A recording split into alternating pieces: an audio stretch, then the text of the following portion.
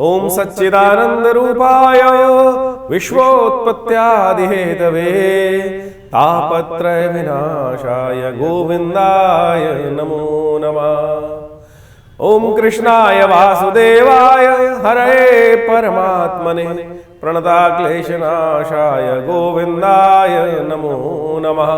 नमस्कार, स्वागत है आपका आचार्य वाणी में। मैं आचार्य डॉक्टर विक्रमादित्य आपके साथ हूं और आचार्य वाणी चैनल पर हम हर समय आपके साथ रहते ही हैं। बहुत सारे समय पर आपके लिए बहुत सारे जो सूचना और ग्रहों की सूचनाएं उपस्थित करते हैं। तो ये वीडियो है वृषभ राशि वालों के लिए।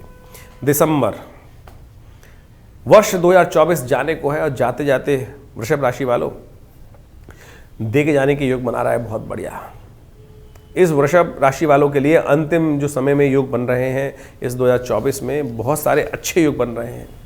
आपकी राशि के स्वामी जो हैं विशेष तौर पर जो शुक्र महाराज शनि के साथ योग बनाने जा रहे हैं और शनि पूर्ण ताकत में है। इस वक्त फल देने को है। कहा जाता है शुक्र और शनि का जो योग होता है वो मणि वाले सांप की तरह होता है, यानी बहुत महत्वपूर्ण योग बन रहा है। ओवरऑल समझ लें। बाकी सारे ग्रहों का योग भी बड़ा विचित्र आपके लिए बन के तैयार है। बड़े संयोग बन रहे हैं इस समय। सोमवती अमावस्या, शनि प्रदोष, और आपकी राशि के दृष्टिकोण से शनि ही सबसे इंपॉर्टेंट ग्रह चल रहे हैं इस वक्त। उस कारण को पहचान लीजिए और शनि को ताकत दे दे तो यह आपके लिए बहुत महत्वपूर्ण रहेगा। अगला वर्ष आरंभ होने को है। ये जाता हुआ वर्ष जो ग्रह योग बना रहा है उसको हमें समय पहचानने का कार्य करना चाहिए। जो समय पहचान के कार्य करते हैं उनके वारे न्यारे हो जाते हैं, और समय को पहचान नहीं पाते, विचित्र विडंबनाओं में फंसे रहते हैं, तब फिर समय ऐसे ही निकल जाता है आगे। तो इसलिए समय को पहचानने का प्रयास करें। समय परिवर्तन की तरफ बहुत तेज गति से चल रहा है और ये परिवर्तन का योग जो बन रहा है आपके लिए क्या कुछ योग बना रहा है ये हम सिलसिलेवार तरीके से आपको समझाते हैं। 21 दिसंबर शनिवार का अवसर। पंचांग के दृष्टिकोण से षष्ठी तिथि है, पौष मास की कृष्ण पक्ष की, और ग्रह नक्षत्रों के दृष्टिकोण से सूर्य उत्तरायण की तरफ जाने वाले हैं। सायन पद्धति के दृष्टिकोण से निर्णायन और सायन दो पद्धति चलती हैं। निर्णायन के अनुसार से 13-14 तारीख को जनवरी में सूर्य उत्तरायण होते हैं, लेकिन सायन दृष्टिकोण से जो वेस्ट में फिलॉसफी चलती है या बहुत सारे और साउथ के अंदर पहाड़ों के अंदर जो सायन पद्धति चलती है उसके दृष्टिकोण से जो पृथ्वी की जो थोड़ा सा झुकाव है उस झुकाव को वो ना मान के सीधे दृष्टिकोण मानते हैं। लेकिन निर्णायन पद्धति के अनुसार से वो 23-24 दिन का जो फर्क 23 दिन का फर्क आता है उसके अनुसार से माना जाता है। तो हमारे दृष्टिकोण से जो ग्रह योग बन रहे हैं वो आपको क्या दिखा रहे हैं वो समझ लें। सूर्य के दृष्टिकोण से अब तो परिवर्तन का योग बन ही रहा है। ऐसे में पौष का महीना चल रहा है, खरमास चल रहा है, तो थोड़ा ध्यान रखने का प्रयास करना चाहिए। कहा जाता है कि पितरों के निमित्त बहुत विशेष तौर पर छोटा पितृपक्ष माना जाता है। और ग्रह नक्षत्रों के दृष्टिकोण से योग जो बन रहा है वो आपके लिए थोड़ा स्वास्थ्य का ध्यान रखने की ज़रूरत है। स्वास्थ्य का ध्यान रखते हुए कार्य करोगे तो अच्छा रहेगा, क्योंकि ग्रह नक्षत्र के दृष्टिकोण से थोड़ा स्वास्थ्य पर इस समय भारी पड़ता दिखाई दे रहा है। हो सके तो थोड़ा सा आज काली चीज़ों का, शनि संबंधी चीज़ों का दान करने का प्रयास करें। उड़द की दाल का दान करें, अन्न का दान करें, सतनाजे का दान करें, यह आपके लिए अच्छा रहेगा।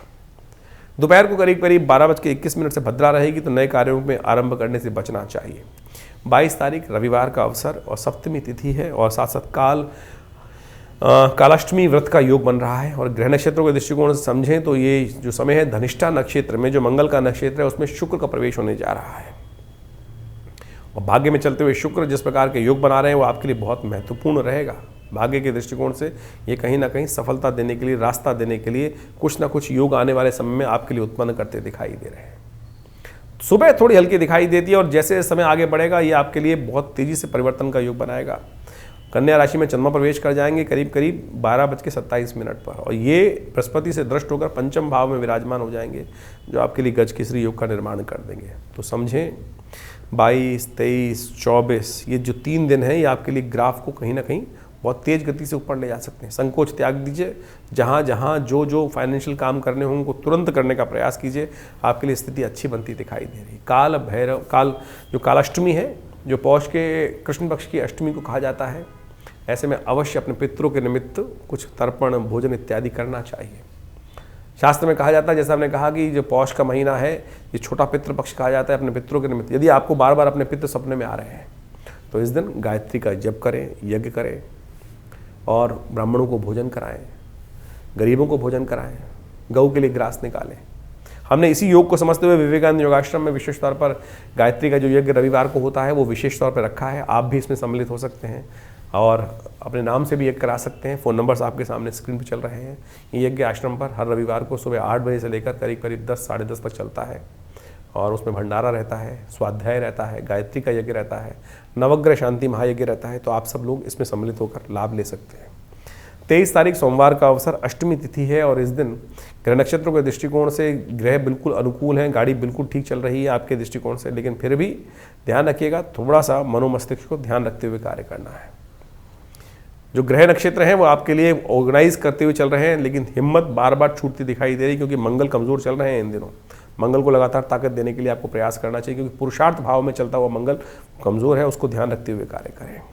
इस दिन रोहिणी नक्षत्र, जो चंद्र का नक्षत्र है, उसमें बृहस्पति प्रवेश करने जा रहे हैं, उसमें तृतीय चरण में प्रवेश करने जा रहे हैं और बृहस्पति के साथ संबंध और गोचर में भी बृहस्पति की पूर्ण दृष्टि चंद्रमा पर पंचम भाव में विराजमान। आपके लिए तो समय अच्छा बन रहा है, चिंता ना करें। इस वक्त सौभाग्य को जगाने का कार्य करना चाहिए।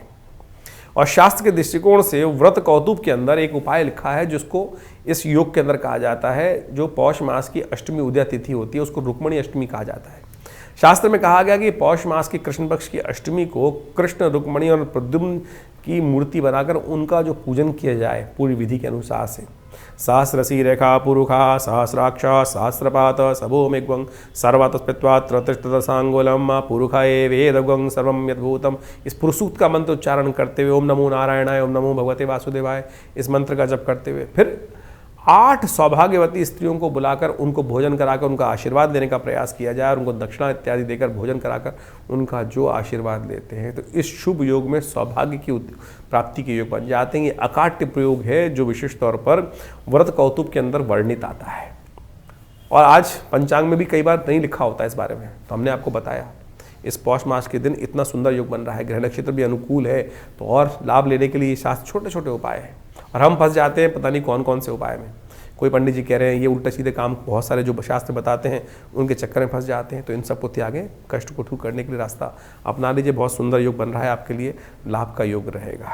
तो वृषभ राशि वालों, ये आपने समझा कि किस प्रकार के ग्रह योग चल रहे हैं। और उस दिन 24 तारीख की यदि हम बात करें तो उस दिन मंगलवार है, नवमी तिथि विद्यमान है। ग्रह नक्षत्रों के दृष्टिकोण से यह आपके लिए ग्रह बिल्कुल अनुकूल बने हुए हैं। इस दिन बुध महाराज परिवर्तन की तरफ जा रहे हैं, अपने ही नक्षत्र ज्येष्ठा में प्रवेश कर रहे हैं और बुध आपकी चीज़ों को ऑर्गेनाइज करने के लिए आपकी कैपेसिटी को और एनहांस कर देंगे। बहुत सुंदर परिवर्तन का योग बन रहा है। बहुत दिन बाद बुध वक्री चल रहे थे, फिर अस्त चल रहे थे, पहले अस्त उदय हुए, फिर विशेष तौर पर मार्गी भी हो गए हैं और वक्री तो अभी चल ही रहे हैं। वक्री जो स्थिति में चल रहे हैं उनके इस अनुसार से आपके लिए बहुत सुंदर मार्गी होकर बहुत सुंदर रास्ता बनाने के रूप बना रहे हैं। जिस प्रकार से ये मार्गी होकर लाभ देने की स्थिति उत्पन्न कर रहे हैं, आपकी चीज़ों को ऑर्गेनाइज करेंगे और बहुत सुंदर आपके लिए परिवर्तन का योग बना रहे हैं। हो सके तो इस दिन विशेष तौर पर मंगल को ठीक करने का आपको प्रयास करना चाहिए, क्योंकि मंगल इस वक्त लगातार वक्र अवस्था में है और आपके तृतीय भाव पराक्रम भाव में चल रहे हैं। हनुमान जी को चोला चढ़ाएं, हनुमान चालीसा का पाठ करें। बाकी चीज़ों को हिम्मत से सब ठीक किया जा सकता है, बाकी सब ठीक है, लेकिन हिम्मत अभी साथ नहीं दे रही है। इस बात का आपको विशेष तौर पर ध्यान रखने का प्रयास करना चाहिए। मंगल को बनाए, सदा सुख पाएं, अच्छा रहेगा आपके लिए। 25 तारीख बुधवार का अवसर, दशमी तिथि इस दिन विद्यमान है और ग्रह नक्षत्रों के दृष्टिकोण से जो ग्रह परिवर्तन की तरफ जाएंगे ये थोड़े से आपके लिए 2-3 दिन हल्के दिखाई देते हैं। स्वास्थ्य के मामले में विशेष तौर पर ध्यान देने की ज़रूरत है। 25 और 26 तारीख में स्वास्थ्य के निमित्त अवश्य हो सके तो चावल का दान करने का प्रयास करें। ध्यान रखें क्योंकि ग्रह नक्षत्र थोड़े हल्के दिखाई देते हैं। स्वास्थ्य के मामले में अन्य शरीर खर्चे परेशान करते हुए दिखाई देंगे आपको। भद्रा का योग भी है, नए कार्यों को आरंभ करने से बचना चाहिए। 9:10 में भद्रा आरंभ होगी जो रात्रि में 11 बजे तक रहेगी। 26 तारीख बृहस्पतिवार का अवसर, एकादशी, सफला एकादशी का योग है और ये सफला एकादशी बड़ी महत्वपूर्ण है, सफलता देने वाली है। और आपकी राशि के दृष्टिकोण से जैसा हमने कहा कि आपके लिए चंद्रमा थोड़े कमजोर चल रहे हैं, उनको ताकत देने की आवश्यकता है। ऐसे में भगवान विष्णु का स्तवन करें, ओम नमो नारायणाय। हो सके तो स्वास्थ्य के दृष्टिकोण से हमको व्रत करना चाहिए। व्रत कभी केवल भूख हड़ताल नहीं होती है। व्रत करने से शरीर तो पुष्ट होता ही है, विश्वास भी जागता है और भगवान की तरफ आराधना करने का अवसर मिलता है। वो सबसे कल्याणकारी है। और इस कलिकाल में कहा जाता है कि एकादशी से श्रेष्ठ व्रत है नहीं। कोई उपवास रखो ना रखो, एकादशी का उपवास अवश्य रखना चाहिए। सफला एकादशी तो बहुत ही महत्वपूर्ण है। और एक जो पौष मास के कृष्ण पक्ष की विशेष तौर पर एकादशी कहा जाता है, एकादशी के दिन जो व्रत कहा जाता है वो विशेष तौर पर संपूर्ण मनोरथों को सिद्ध करने वाला है। सफला एकादशी का महात्म्य जो बताया गया पद्म पुराण में वो बड़ा महत्वपूर्ण है। देखिए बहुत सुंदर योग बन रहा है, विशेष तौर पर हमें समझने की आवश्यकता है। 26 तारीख को बृहस्पतिवार के दिन एकादशी पड़ रही है, सफला एकादशी, जिसका बारे में हमने आपको बताया अभी। ये सफला एकादशी जो है सफलता देने के लिए अद्भुत है। कई बार हमारे जीवन में हमारे मनोमस्तिष्क में ऐसे विचार उत्पन्न हो जाते हैं जो हमें कई बार हीन भावना में डाल देते हैं, कष्ट उत्पन्न करने के योग बना देते हैं। शास्त्र में कथा आती है कि इस सफला एकादशी के रूप में, जो पौष मास के कृष्ण पक्ष की एकादशी है, सफला एकादशी के रूप में जानी जाती है। और ये एकादशी इस प्रकार से है कि बहुत प्राचीन काल में विशेष तौर पर शास्त्र में कहा गया है, चंपावती नाम का एक क्षेत्र था और वहाँ पर एक सेठ रहते थे। उनका जो पुत्र था वो कई गलत कार्यों में लग गया। जीवन है, कई बार गलत व्यक्ति हो जाते हैं, नशा इत्यादि जितने भी व्यभिचार कर्म हो सकते हैं उन सब में कार्य करने की वजह से कहा जाता है कि वो अपने पिता की धन संपदा जो थी सबसे विहीन हो गया। जब गलत कार्य में लगोगे और पाप कृत्य में निवृत्त हो गया। पाप कृत्य में लगने के कारण से कहा जाता है कि कई बार जीवन में इस प्रकार के भाव उत्पन्न हो गए कि सब कुछ भाग्य सौभाग्य जो था वो बिल्कुल धर्मविहीन, श्रीविहीन, सब कुछ उसके जीवन में योग बन गया। कहा जाता है कई वर्ष तक इस प्रकार का योग चलता रहा, कुछ रास्ता नहीं दिख रहा था। तो भाग्यवश परमात्मा प्रसन्न होने का योग समझे कि परमात्मा प्रसन्न कैसे होते हैं। कहा जाता है कि भिक्षा मांगने तक की स्थिति हो गई। जब इधर उधर भटकता रहता था तो एक दिन एकादशी की सुंदर योग था, देव योग से योग बना, कहीं ना कहीं पूर्व जन्म का संस्कार होगा। पीपल के कुछ विशेष तौर पर कोटर के अंदर कुछ, जैसे कहता है आदमी को खाने को नहीं होता, पुराने ज़माने की बात है, तो कुछ छोटे छोटे जो फल वगैरह थे उसने एकत्र कर रखे थे और जब जैसे विक्षिप्त आदमी होता है उसने पीपल के कोटर में उनको रख दिया। कथा को मूल रूप से समझने की आवश्यकता है कि परमात्मा प्रसन्न करने के लिए हम बड़े बड़े कार्य करते हैं, बड़े बड़े कार्य करने का प्रयास करते हैं और उनको प्रसन्न करने का प्रयास करते हैं। परमात्मा तो अनायास ही बिना सोचे समझे कार्यों से भी प्रसन्न हो जाते हैं। समझे, ये भाग्य को सौभाग्य में परिवर्तन करने का रास्ता। कहा जाता है कि उस व्यक्ति ने विशेष तौर पर क्या किया कि उस जो राजकुमार था, जो सेठ जी का लड़का था, उसने जब विक्षिप्त हो गया था तो फल फूल इकट्ठे करके लाए और पीपल के कोटर में उसको रख दिए और कालांतर में फिर आगे चला गया, कहीं भूल गया। पीपल के अंदर साक्षात भगवान का वास कहा जाता है, साक्षात विष्णु स्वरूप पीपल के पेड़ को कहा जाता है।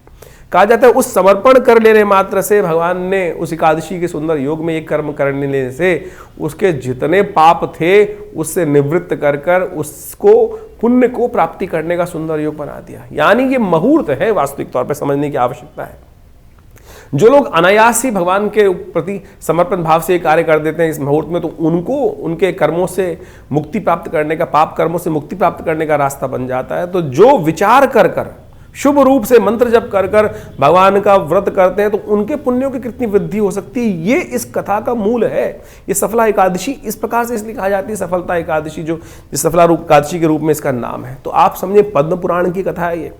आज हम कथाओं को विभिन्न रूप से, अलग अलग रूप से उपस्थित करने का प्रयास करते हैं, लेकिन शास्त्रों में इसका महत्व ये कहा गया है कि हम ये मनसा वाचा कर्मणा भी यदि परमात्मा का भजन कर लें तो अनेक प्रकार से, तो कहा जाता है कि वो विशेष तौर पर जब इस प्रकार से उसने कर्म किया और उसका पुण्य प्राप्त हुआ तो पुनः राज्य, जो पिता का राज्य था, उसको देव प्रताप से सुंदर योग से पुनः मिल गया। तो आप समझें, इस प्रकार से हमें अवश्य कुछ ना कुछ करते रहना चाहिए, उससे कष्ट से निवृत्ति के योग बन जाते हैं। तो इसको अवश्य करें, इससे आपके कष्ट दूर होने के सुंदर योग बनेंगे। तो ये वृषभ राशि वालों, समझो आपने किस प्रकार से सुंदर महात्म समझा। तो ये बहुत सुंदर सूत्र है सफलता को समझाने का। हमारे द्वारा अनजाने में पता नहीं कौन कौन से कर्म होते रहते हैं और वो कर्म जो हैं वो कई बार हमें कष्ट में फंसा देते हैं और उनको निवृत्ति का रास्ता शास्त्र में बड़ी आसानी से बताया गया है। और जब व्यक्ति फंसा होता है तो पता नहीं क्या होता है ना, एक पुरानी कहावत है, दबा हुआ चूहा बिल्ली, जो दबी हुई बिल्ली होती है चूहों से कान कटवाती है। दबी बिल्ली जब कष्ट में फंसा होता है व्यक्ति, उसको जो जैसा बता रहा होता है वैसा वो करता चला जाता है। कोई कुछ पहना देता है, कोई कुछ दान करा रहा है, कोई कुछ खर्चे करा रहा है, कोई कुछ खर्चे करा रहा है। लेकिन यहाँ हमने इस सफला एकादशी का जो महात्मा आपको समझाने का प्रयास किया, उसको समझते हुए कार्य करोगे ना तो बहुत अच्छा रहेगा और ऐसे समस्त कष्टों से निवृत्ति के योग अवश्य बनेंगे। तो इस बात का ध्यान रखते हुए कार्य करें। ग्रह नक्षत्रों के दृष्टिकोण से परिवर्तन का समय बहुत जल्दी आ रहा है। 27 तारीख हम बात करें, शुक्रवार का दिन एकादशी तिथि है और इस दिन सुबह थोड़ी हल्की दिखाई देती है, शाम आते आते बिल्कुल नई एनर्जी दोपहर तक आपको परिवर्तन का योग बनेगा, क्योंकि चंद्रमा परिवर्तन की तरफ जा रहे हैं। छठे भाव से निकलकर करीब करीब 1:53 पर वो आपके सप्तम भाव में बृहस्पति के बिल्कुल सम्मुख आके बैठ जाएंगे। जैसा हमने कार्यक्रम के आरंभ में आपको कहा कि विशेष तौर पर ये दिसंबर का अंतिम काल कई बार ऐसे सूत्र लेके आ रहा है जो आपकी एनर्जी से, आपके अदम्य उत्साह से लाभ के योग बना देगा। तो ये वही योग है, इसका लाभ लेते हुए कार्य करें तो बहुत अच्छा रहेगा। 27, 28, 29 तक का समय आपके लिए बिल्कुल फेवरेबल है। जाते हुए ग्रह जो हैं 2024 जाता हुआ बहुत कुछ दे के जा सकता है, तो इसलिए आपको अपने आप को तैयार रखने का प्रयास करना चाहिए। इस दिन एक और परिवर्तन हो रहा है जो करीब करीब विशेष तौर पर पूर्वा भाद्रपद के प्रथम चरण में शनि महाराज प्रवेश करने जा रहे हैं और ये बृहस्पति के नक्षत्र में परिवर्तन करने जा रहे हैं और ये आपके लिए बहुत सुंदर रहेगा। बृहस्पति महाराज भी पूर्ण ताकत में बैठे हैं और शनि महाराज भी पूर्ण ताकत में बैठे हैं और ये योग जो बना रहे हैं वो आपके लिए बहुत सुंदर बनता दिखाई दे रहा है। इस दिन द्वादशी के दिन एक शास्त्र में वर्णित प्रयोग है जिसको कहा जाता है व्रतार्क शास्त्र में, जो व्रतार्क किताब है उसके अंदर कहा गया है कि इस दिन यानी जो पौष मास के कृष्ण पक्ष की द्वादशी के दिन योग बनता है, शुक्रवार के दिन योग बना है ये, इसको कहा जाता है स्वरूप द्वादशी। भगवान विष्णु की सुंदर आराधना करके समस्त कष्टों को निवृत्त करने का योग बना सकते हैं। व्रतार्क शास्त्र में कहा गया कि इस दिन भगवान विष्णु का स्तवन करते हुए 108 आहुतियाँ जो विशेष तौर पर घी और तिल की उन्हें अर्पित करता है, उनके जीवन में गंध इत्यादि से भगवान का पूजन करता है, भगवान उनके समस्त कष्टों को शांत कर कर सौभाग्य का उदय करने का योग बना देते हैं। देखिए इतने छोटे छोटे सूत्र शास्त्र में बताए गए हैं, तो आप अवश्य इनको करने का प्रयास करें, तिल का दान करने का प्रयास करें, भगवान विष्णु का सुंदर पूजन करने का प्रयास करें, तो देखिए कष्ट दूर करने के अद्भुत योग अवश्य बनेंगे। अब बात कर लेते हैं 28 तारीख की, शनिवार का अवसर है और साथ साथ त्रयोदशी तिथि है, प्रदोष का योग बन रहा है और इन दिनों शनि महाराज को थोड़ी ताकत और दीजिए और शनि आपके जाते जाते विशेष तौर पर परिवर्तन का योग बनाएंगे। जो पिछले करीब करीब 2 साल से चल रहे हैं और जो रास्ता ला रहे हैं लेकिन परिपक्व स्थिति में जब आ गए हैं तब उनको पूर्ण लाभ लेने का प्रयास करना है। मार्च में तो बदल ही जाएंगे शनि, ऐसे में शनि प्रदोष का योग जो बन रहा है उसका लाभ लीजिए। हो सके तो शनि के निमित्त भगवान शिव का स्तवन करें, भगवान शिव का सुंदर अभिषेक करें शाम के समय अवश्य, क्योंकि शनि प्रदोष है। प्रदोष यानी त्रयोदशी जिस दिन शाम को पड़ जाए उस दिन प्रदोष हो जाता है, उसके साथ साथ जो बार पड़ जाए तो बहुत सुंदर हो जाता है। शनि के दिन ये पड़ा है इसलिए शनि प्रदोष पड़ रहा है, तो अवश्य शनि के दोषों को शमन करने के लिए, शनि को ताकत देने के लिए, शनि का पूर्ण लाभ लेने के लिए इस समय में लाभ लेने का हमें प्रयास करना चाहिए। जब सूर्य अस्त हो जाए आपके क्षेत्र में उस समय 40 मिनट के अंदर अंदर जाकर भगवान शिव के मंदिर में शुद्ध ब्राह्मणों के द्वारा रुद्राभिषेक करें, भगवान का ओम नमः शिवाय के द्वारा उनका अभिषेक करें, दूध और तिल डाल के भगवान का अभिषेक करें, बहुत सुंदर रहेगा।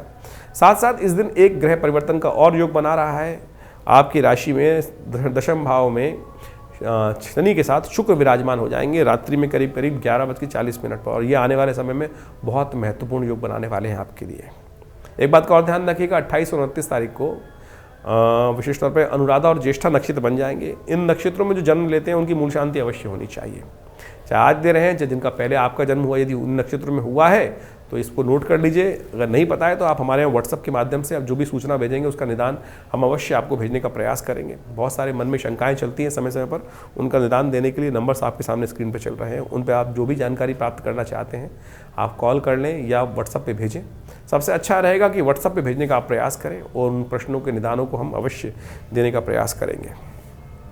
29 तारीख रविवार का अवसर, चतुर्दशी तिथि है और साथ साथ मासिक शिवरात्रि का योग बन रहा है और ग्रह परिवर्तन की तरफ बहुत सुंदर जाने के योग बना रहे हैं, लेकिन जाते जाते आपको बहुत कुछ देने के योग बना रहे हैं। ऐसे पुण्यों को बढ़ाने का प्रयास करना चाहिए, जितने पुण्य उतना ज़्यादा बढ़िया समय, और जितने जीवन में कष्ट चल रहे हैं वो कहीं ना कहीं पाप के युक्त हैं और पापों से निवृत्ति प्राप्त करने के लिए शुभ योगों का लाभ लेते हुए कार्य करना चाहिए। रविवार का योग है, जाता हुआ मासिक शिवरात्रि का योग बन रहा है। हमने विवेकानंद योगाश्रम में इस दिन सुंदर यज्ञ रखा है जो रविवार को होता ही है। वैसे तो नित्य प्रति 8 घंटे यज्ञ होता है, लेकिन रविवार के दिन सामूहिक यज्ञ में सब लोग भाग ले सकते हैं, भंडारे में सब लोग भाग ले सकते हैं। सुबह 8 बजे से लेकर 10 साढ़े 10 तक ये कार्यक्रम चलता है, तो इसमें अवश्य आएँ और इस दिन ग्रह नक्षत्रों का लाभ लेते हुए कार्य करें। अगला वर्ष बहुत महत्वपूर्ण होने वाला है आपके लिए, उसके लिए हमने अलग से वीडियो बनाया है, उसके बारे में समस्त जानकारी प्राप्त कर सकते हैं आप। 30 तारीख सोमवार का अवसर, सोमवती अमावस्या का योग बन रहा है और ग्रह परिवर्तन के साथ जहाँ गए हैं आपके लिए थोड़ा सा बंधन आपके मनो मस्तिष्क में डाल रहे हैं। थोड़ा सा बंधन, जो भी हम कार्य कर रहे हैं हमें बहुत कुछ कैलकुलेट करने को मिलेगा। आप विचार ऐसे करते दिखाई देंगे, हमने बहुत कुछ अच्छा किया और फिर भी हमको नहीं मिला, तो धन्यवाद करना सीखें भाई। सबसे पहले भगवान का जितना धन्यवाद करोगे ना उतना अच्छा रहेगा। हम लोग धन्यवाद यदि नहीं करोगे ना तो जीवन में कष्ट में फंस जाओगे।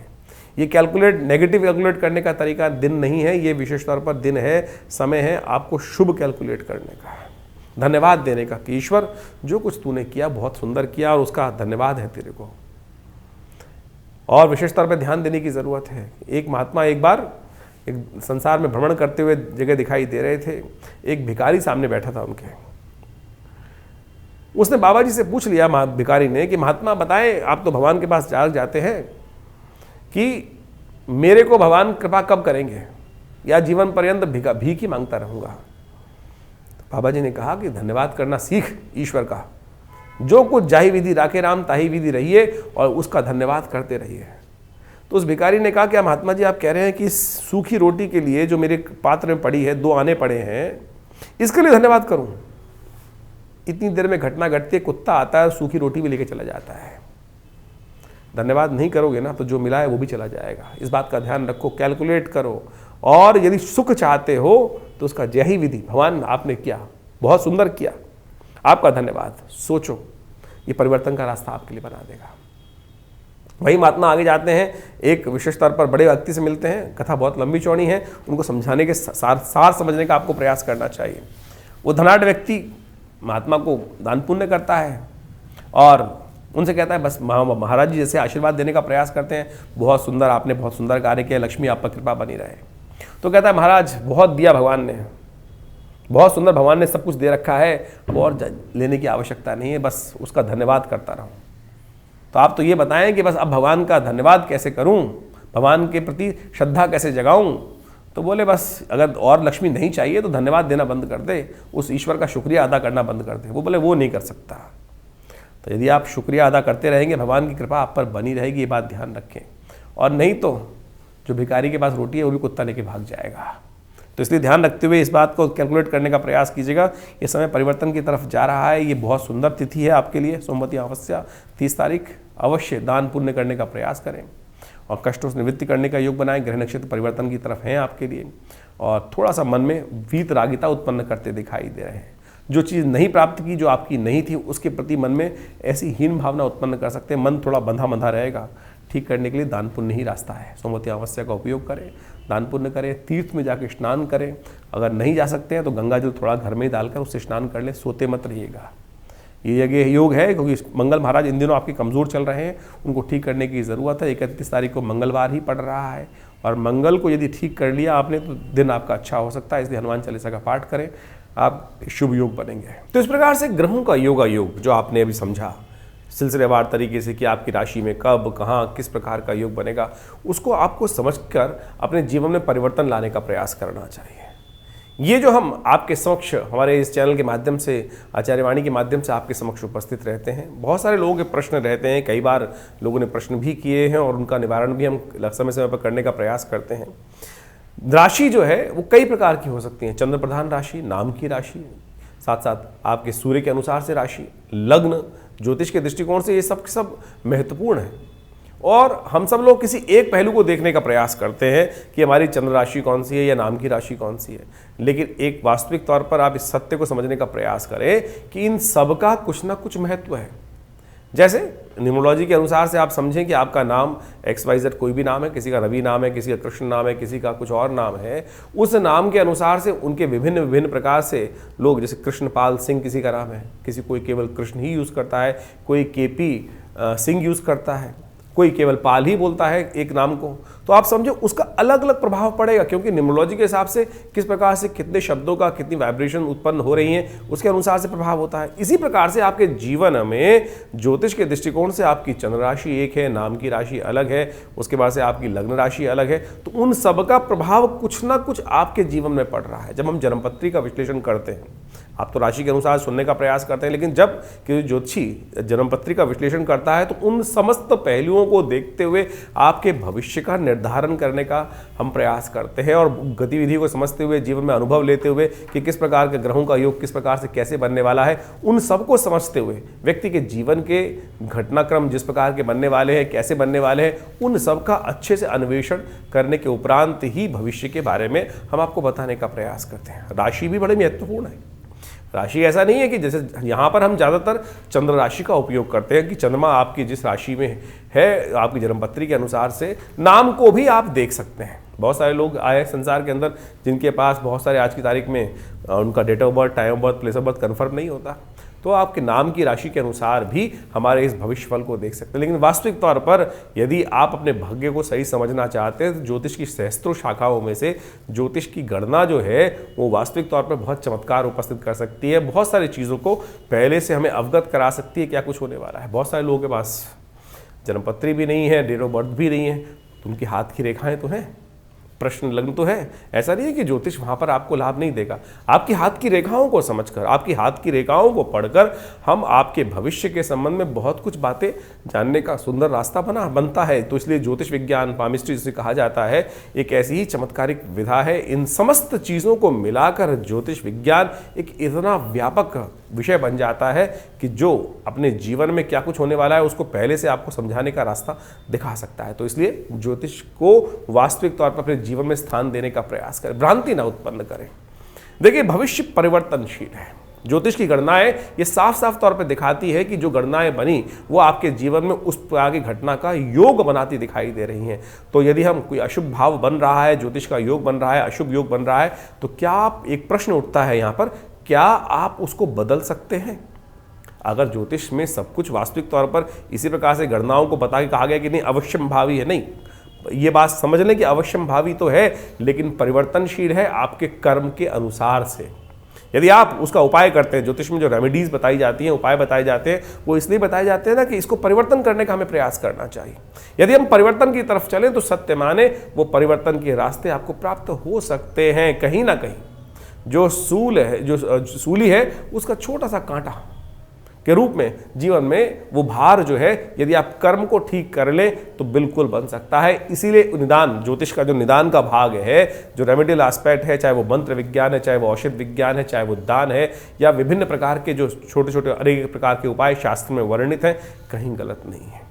तो इसको हमको सत्य रूप में समझने का प्रयास करना चाहिए। ज्योतिष एक बिल्कुल हमने प्रत्यक्ष रूप से देखा, ज्योतिष में गणनाएं दिखा रहे थे, मृत्यु कालक योग था, मृत्यु तुल्य योग था, लेकिन महामृत्युंजय मंत्र इत्यादि का जप किया गया, अनुष्ठान किए गए, बहुत सारे दान पुण्य किए गए, औषध विज्ञान का उपयोग किया गया, तो वो योग टला। बिल्कुल टल सकते हैं ये समस्त चीज़ें, भगवान की कृपा।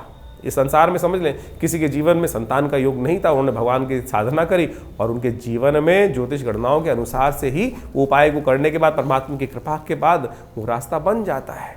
तो इस बात को हमको सत्य रूप में समझने का प्रयास करना चाहिए। ज्योतिष कहीं विचित्र विडंबनाओं को मन में हम रख लेते हैं अपने अपने भाव में कि अरे नहीं, ऐसा नहीं होगा, ज्योतिष कपोल कल्पित है या कुछ भ्रांति उत्पन्न करती है। भ्रांति तो कुछ भी उत्पन्न कर सकती है, आपका मस्तिष्क स्वयं भ्रांति उत्पन्न करता है। आप ये समझें कि किस चीज़ क्या क्या भ्रांति उत्पन्न कर, भ्रांति तो हम स्वयं उत्पन्न कर रहे हैं। शास्त्र ज्योतिष जो है वो तो अनादिकाल से गणनाओं के अनुसार से, देखें कितनी परिष्कृत गणनाएं हमारे भारतीय संस्कृति में, शास्त्र में बताई गई हैं, और उन गणनाओं को हम तो स्वयं जीवन में देखते हैं। बहुत सारे लोग जन्मपत्री दिखाने आते हैं और जब वो बात देखने का प्रयास करते हैं बहुत सारी जन्मपत्रियों में, तो वो बिल्कुल सत्य निकलती है। कहाँ से? वो केवल गणना, केवल कुलावे नहीं है, गणनाओं को, ज्योतिष के जो ग्रह योग को सिद्धांतिक तौर पे समझा और वही गणना का प्रयोग ज्योतिष के दृष्टिकोण से, चाहे वो जैमिन का, पाराशर का या किसी भी शास्त्र के अंदर आए हुए योग हैं, उनको यदि वहां लगा के देखा तो बिल्कुल 100% सत्य निकलते हैं। तो इसको वास्तविक तौर पर केवल इग्नोर ना करें।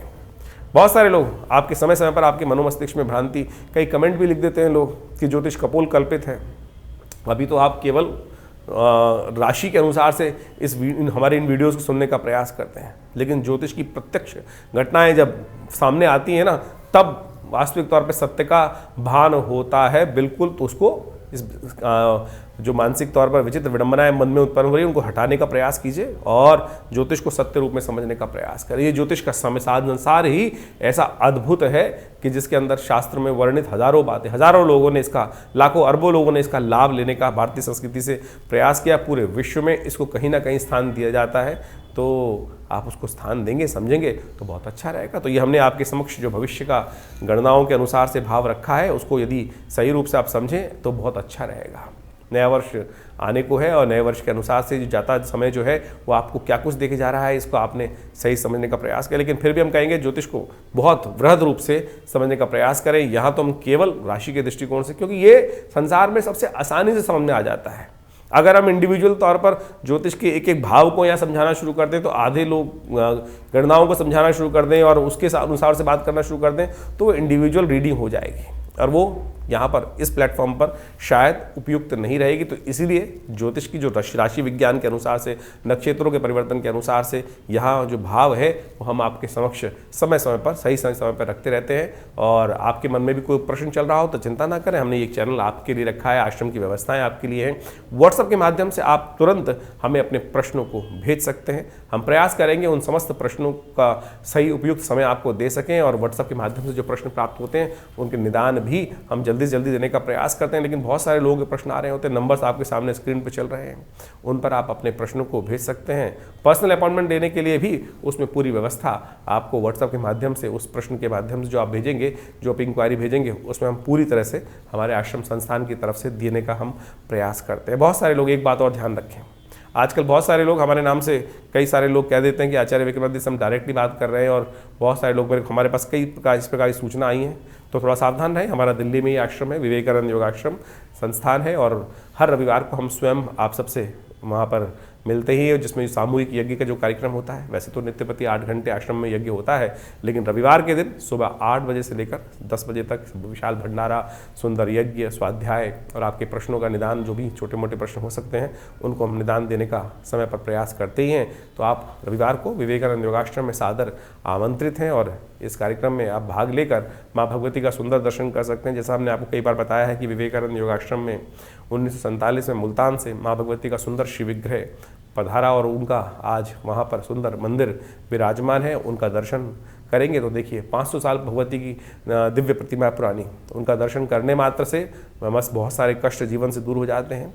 और आप स्वयं सादर आकर रविवार को या कभी भी, बहुत सारे उत्सव होते हैं समय समय पर, उसका बारे में हम आपको बताते ही रहते हैं। तो आप यदि आश्रम में आएंगे और माँ भगवती के सुंदर सानिध्य में रहेंगे तो माँ भगवती की कृपा से बहुत सारे जीवन के अप्रत्यक्ष कष्ट भी अपने आप जीवन से दूर हो जाएंगे। साथ साथ विवेकानंद योगाश्रम के माध्यम से हम यहाँ समय समय पर बहुत सारे यज्ञ इत्यादि, बहुत सारी कथाएं, बहुत सारे सुंदर कार्यक्रम समय समय पर आपको बताते रहते हैं, वो होते ही रहते हैं। इसके अलावा योग, प्राकृतिक चिकित्सा, आयुर्वेद का एक पूरा 100 बेड का हॉस्पिटल भी चल रहा है, जिसमें बहुत सारे लोग आकर अपने स्वास्थ्य संबंधी समस्याओं का निदान भी यहाँ पर करते हैं। और बहुत सारी भारतीय पराविद्याओं के संबंध में, चाहे वो मंत्र विज्ञान है, चाहे वो योग विज्ञान है, चाहे वो यज्ञ विज्ञान है, आयुर्वेद, मुद्राएं और इस प्रकार से योग की बहुत सारी सहस्त्रों शाखाएं, प्राणायाम इत्यादि, हठ योग इत्यादि पर बहुत सारा शोध कार्य, कुंडलनी योग, ध्यान योग, इस पर समय समय पर हम प्रकाशित भी करते रहे। करीब करीब 50 पुस्तकें आश्रम की तरफ से प्रकाशित की गई हैं, जो विभिन्न योग इत्यादि के क्षेत्र में, अध्यात्म के क्षेत्र में बहुत अद्भुत स्थान रखती हैं। तो आप हमारी संस्थान से जुड़कर अपने जीवन में पूरा महत्वपूर्ण परिवर्तन लाने के लिए सुंदर योग बनाएं। स्वागत है आपका विवेकानंद योगाश्रम में।